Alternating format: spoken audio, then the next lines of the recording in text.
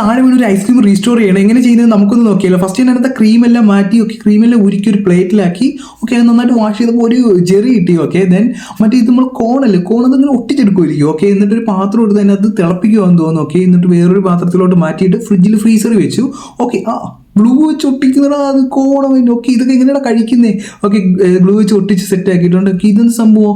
Okay, sprinkles ആണെന്ന് തോന്നുന്നു, അത് കളർ ചെയ്യുന്നു. ഓക്കെ, ഇതൊക്കെ കഴിക്കാൻ പറ്റുമോ? No way. എന്തായാലും ഞാൻ കഴിക്കില്ല, നിങ്ങൾ കഴിക്കുമല്ലോ എന്ന് കമൻറ്റ് ചെയ്താലേ. ഓക്കെ, അതെല്ലാം നല്ല പല പല കളറാക്കി നല്ല കളർഫുൾ ആക്കി എടുത്തിട്ടുണ്ട്. ഓക്കെ, എന്നിട്ട് അതിന് ശേഷം അവരെന്ത് ചെയ്തു, ആ ജെറിക്കകത്ത് എന്തോ വാട്ടറോ എന്തോ ഒന്ന് ഇഞ്ചെക്ട് ചെയ്ത് വെച്ചിട്ടുണ്ട്. ഓക്കെ, ദെൻ ആ ഫ്രീസറിൽ നിന്ന് നമ്മൾ ക്രീം എടുത്ത് ബ്ലെൻഡ് ചെയ്യുവാണ്. ഓക്കെ, നന്നായിട്ട് ബ്ലെൻഡ് ചെയ്യുന്നുണ്ട്. ഓക്കെ, ബ്ലെൻഡ് ചെയ്ത് വന്നപ്പോൾ ഓക്കെ, ഇപ്പോൾ കറക്റ്റ് ക്രീമായി. ഓക്കെ, എത്ര സ്കൂപ്പ് കിട്ടുമെന്ന് അറിയില്ല, നോക്കാം. 1 2 3 സ്കൂപ്പ് ഉണ്ടല്ലോ. ഓക്കെ, 3 സ്കൂപ്പ് ഉണ്ട്.